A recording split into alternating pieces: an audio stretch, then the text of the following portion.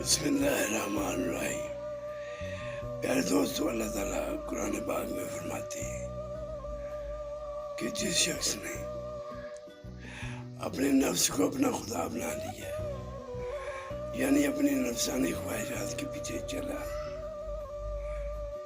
تو اس کا ذمہ کون لے گا؟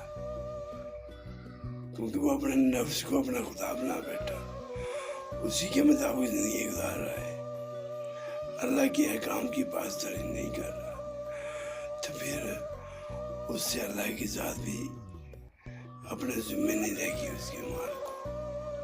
اور جو انسان اللہ کے احکام کی پابندی کرے گا تو اللہ تعالیٰ اپنے رحمت کے صدقے اس کی مغفرت کر دے گا اور اس کے اعمال بہتر بنائے گا انشاءاللہ۔